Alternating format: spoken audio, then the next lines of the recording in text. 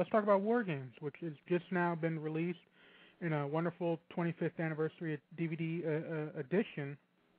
And I had talked to you earlier on a different show because summer of '83 was really turned out to be your summer, and I know part of it was just by accident because your other film that summer was Blue Thunder, and they decided that studio decided it was a summer film, and so it's just by serendipitous that both films came out. I think it was in 3 weeks of each other. Right. The Blue Thunder was originally like February or something like that, until somebody had a better thought and went, wait a second, yeah. Put this in the summer. And then suddenly, I've got 2 films back to back. It looked like I did some kind of magic trick, but all I did was, just work a little harder.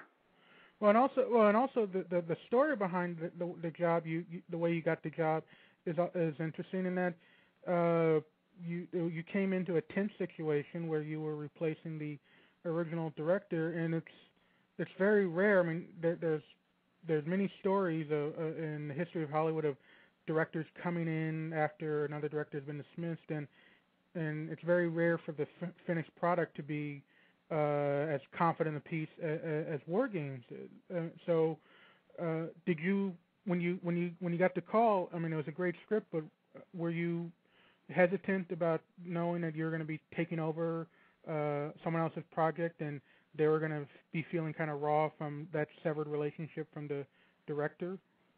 Well, there is in the history of Hollywood too some great films, Gone right. with the Wind being an example, and The Wizard of Oz being another example, right in the same year at the same time, that each went through 2 or 3 directors that I know of, and great product resulted. So, you can find stuff both ways. Now, when I read this script, my agent said, there's this, film in trouble over there, and, they want you to read it, but don't touch it. And I said, well, what if it's any good? And he went, I didn't think of that. So I read it, and I said, this is great. This is a charming, wonderful script.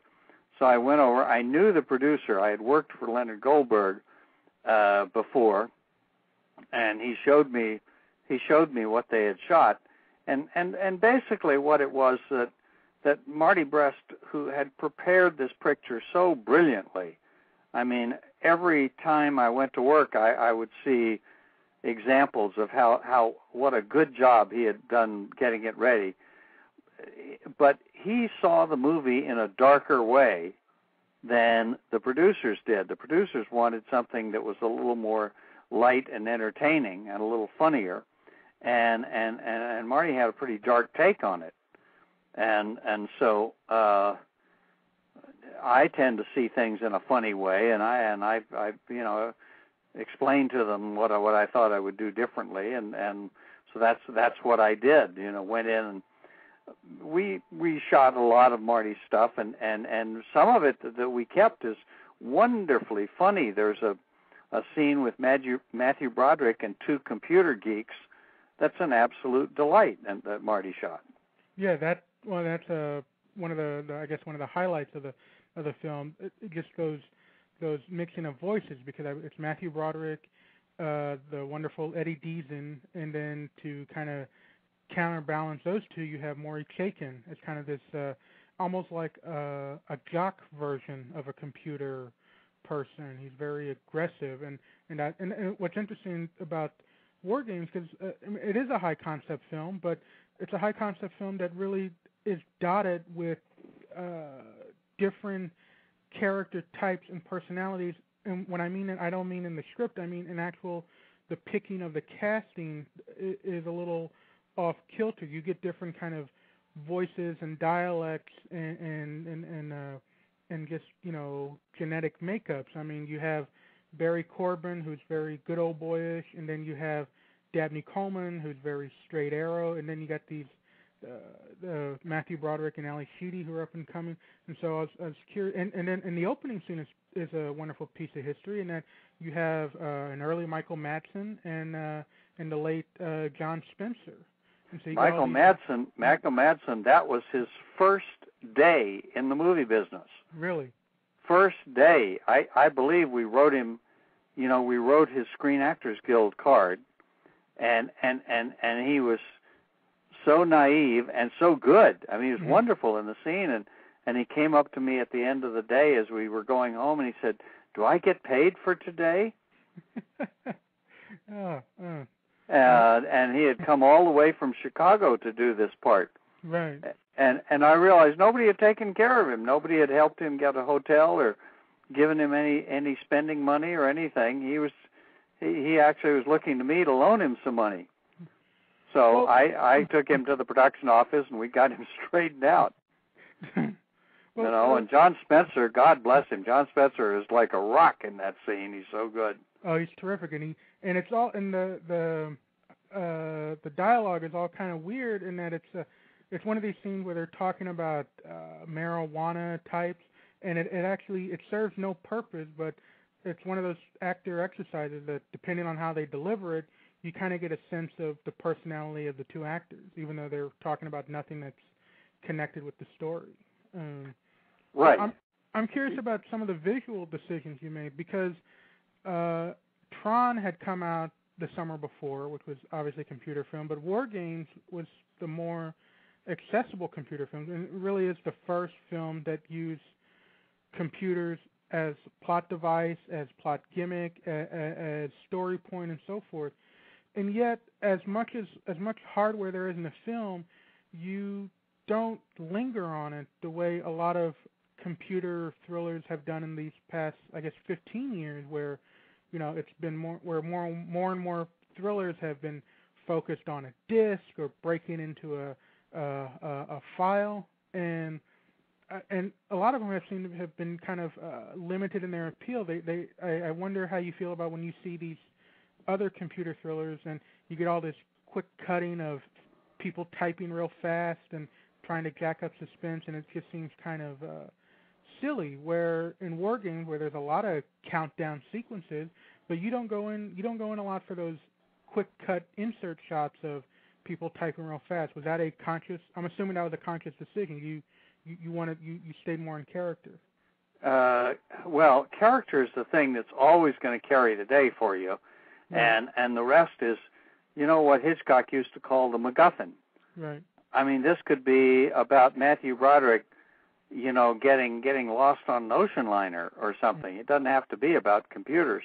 And the technology of anything, if it was this or it was Wall Street, or it gets boring. Even like poker, movies about poker and card games and things like that. They get too much into the game, and people go, I'm bored. Right. It's one thing if you're sitting there, you're the guy doing the typing on the keyboard, and you're trying to break through. But it's another thing to be sitting there watching somebody slamming a keyboard around. So my goal always was to make it as simple as possible, as easy to understand. And I had all our computer technicians angry with me because I kept simplifying it too much, and they liked it really complicated. And I said, no, we just want to get to the point. The guy just wants to log in. I just want him to type in, Matthew Broderick, password Joshua. Boom, thank you. And boy, there had to be 8 other steps in those days, to do the same thing. So let's focus on the story. Let's stay with the kids. Let's not confuse people. People will catch up. We don't have to explain it to them. Well, it's funny as you're mentioning that the one film that came out, I think, 2 years later, that to me is kind of, I guess you could say, the dark side of WarGames, and it's also about technology, but doesn't linger on it, is actually John Schlesinger's The Falcon and the Snowman, which sure, which is similar in that it's about breaking into a government secrets and so forth, but it has kind of the dark side of it. But once again, it's not lingering on the technology of it, just once again on the characters. Right. Well, John Schlesinger is a genius, and right. and somebody to be emulated whenever you could, because he knows to make it about that. Right. And the rest is you don't want to put it down, but it's window dressing. Right. Well, let me ask you about a couple of the key people who work with you, because you had some big names behind the scenes helping you put this thing together. And I'll get to some of the more famous names, but the one person who really gives the film an extra jolt of energy is composer Arthur Rubinstein, whose score.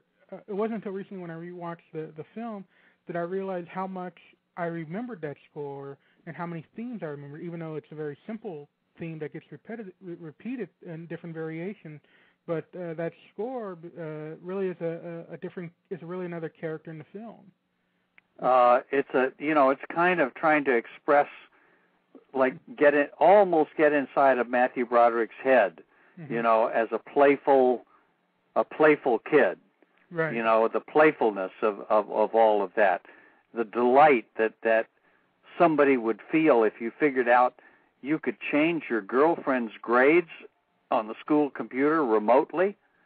I mean, whoa! I mean, that's so exciting. You pee in your pants with the fun. I can remember when I was a kid that we had a Coke machine at school that cost a dime, but there was some damn way that you could get a Coke for a penny, and you were just like tickled pink to be able to beat this machine for 9 cents. Right. It sounds silly to an adult, but to a kid, you're beating the system. Well, and just the variations on the I think it's a 6-note theme that Rubinstein came up with, because obviously in the Broderick scenes and when he's researching or when he's at his computer, it's a very synth pop instrumentation. But then it's also kind of humorous when we get to the Crystal Palace NORAD sequences. Some of those same things pop up, but they're obviously in a militaristic instrumentation. But right, very much so. Yeah. There actually used to be, before the film was released, Arthur had written a couple of very funny, quick patter songs with funny lyrics that went along with while he's doing the research, and almost like a modern Gilbert and Sullivan kind of thing, very fast lyrics and very kind of funny, cute things, and the head of MGM ordered that they be taken out because he said that no movie ever succeeded because it had songs in it. And I said, well, I did one called Saturday Night Fever, and he just got angry and threw me out of the office. And the other great thing, because it occurred to me when I was watching it that some of the 80s, that there's a very distinctness to 80s cinematography, and William Fraker, obviously he'd done a lot of cinematography in the 60s and 70s, a lot of Rosemary's Baby and so forth, but right. The lighting in WarGames is very, of the time of that early to mid 80s lighting. It's very bright, and it's bright, but it's soft, and it's very warm, but it has a lot of primary. He makes the primary color like the blues and the reds really pop. And Fraker's, he's almost like he's having fun with some of these. It's computer graphics that he's got to use new colors that he hadn't used in a while. Yes, the computer graphics that were on the screen, were actually not done in post-production on green screens, but all of those graphics had to be generated and put onto 35 millimeter film and then reprojected, so that what you see in the movie is a reprojection from 35 millimeter projectors behind the screens. So all that stuff was being done live, and we had 10 35 millimeter projectors and 85 computer monitors, all running in complete synchronization. Now, that I can just tell you, it's kind of hard to grasp that, but that had never been done up to that point, to get that many machines running together. What would happen, of course, if they didn't run together is they'd be flickering and you'd be getting frame lines, and it would look terrible. Well, let's talk about the climax of WarGames, because it's a beautiful finale in that it's a light show, and that's really the climax. This tic-tac-toe game turned into this very almost hallucinogenic light show. And did you think at the time, like, did anyone ever was there so much concentration on making sure it all synced up that no one ever bothered, that no one ever thought, well, wait a minute, is this going to work? I mean, we're ending with this very elaborate light show. Is this really going to translate? Because it's very dramatic and it's very cinematic. But was there any hesitation, like, well, wait a minute, is a light show enough for audiences? Well, you know, the concentration on making things sync up, that was kind of for one set of technicians who had that Right. job. A whole other set of creative computer graphics guys were the ones who had to kind of create that light show, so that when it was time, it would go, you know, berserk as the computer played through all these different war scenarios, and it went faster and faster and faster and faster and faster. So that was part of their design, you know, to make it be exciting. And what we were seeing is not just a light show, but we were, you know, the plot point at that is, oh my God, this computer is running through all these scenarios and is going to unleash missiles upon Russia. Right. And Russia is going to unleash. That's the thing that was scary about it. You know, like it had taken over and was completely out of everybody's control. And that was the exciting part. You know, is it going to go and blow up the world? And you just felt like the human beings had been completely dwarfed at that point, which makes it so wonderful when the computer suddenly just stops dead and goes, oh my gosh, this is really a cool game, but the only way to win is not to play. Well, let me ask you a technical question. How many takes or how many days was that final finale? How many takes did that take? Did you do it? I would say that we were on that for, I'm going to say 4 or 5 days. Wow. Because it was so complicated and so elaborate that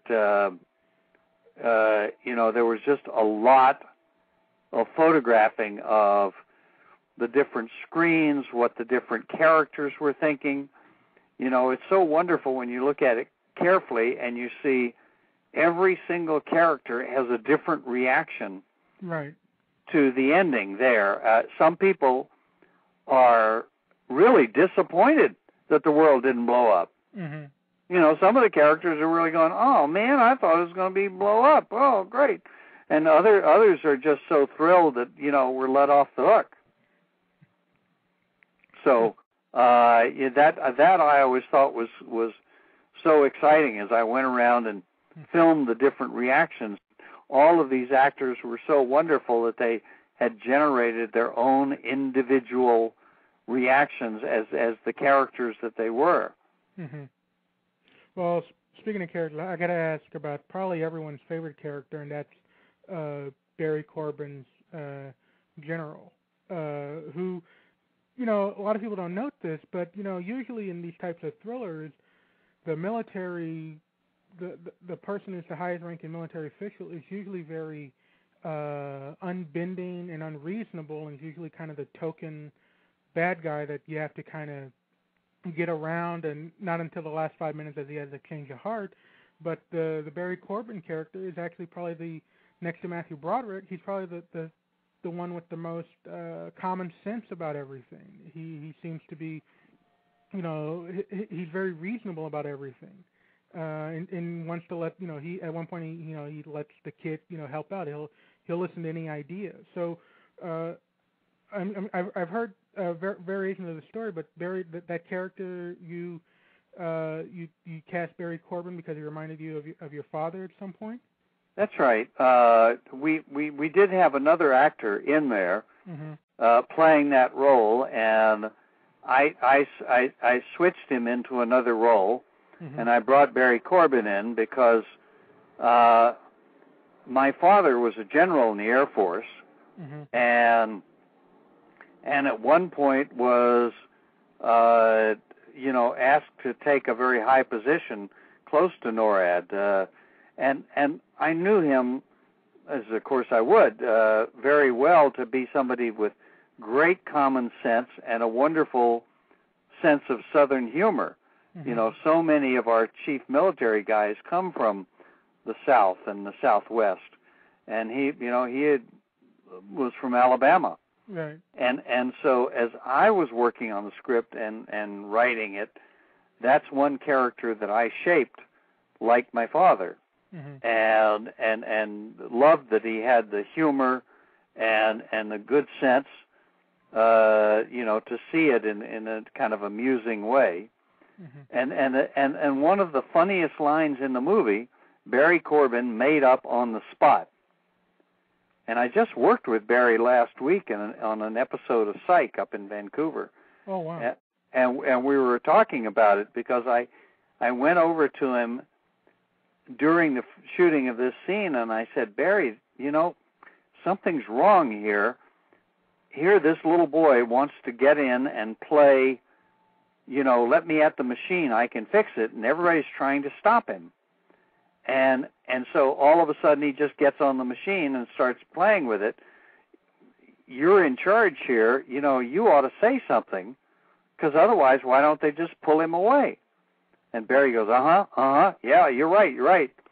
I said, I got to go. So I'm running off to do other things, and then I forget about it, and we do a take, and all of a sudden I hear Barry say, Jesus Christ, I'd piss on a spark plug if it'd help. Let that boy in there. And the whole place just collapsed. It was so funny. And it probably remains the next to the "Shall we play a game?" is probably the second most famous line of the whole film. Right. And I mean, it's just wonderful. Pure Lubbock, Texas, which is where Barry is from. And you got to love him for that's when actors, God bless them, if you give them their head and let them have some room, the gifts they'll give back to you like that are priceless. Right. Well, so just about to wrap this up, tell me about what was it like that summer, that first weekend of June when it came out, and obviously it was a hit that opening weekend, but then you saw that it had legs and it was becoming part of the culture. So you had experienced that before 6 years earlier with Saturday Night Fever, and was it just, did you enjoy it even more that you had another film had penetrated the culture like that? Well, you're so relieved when a picture works because everybody that makes a movie, by the time you get it finished, you love it, and you have a connection to it. It's your baby, but everybody doesn't love a baby.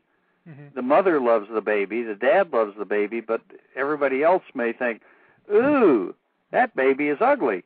And that's the way it is with movies. So when it does work, you're just like so relieved, and oh, thank God the thing works.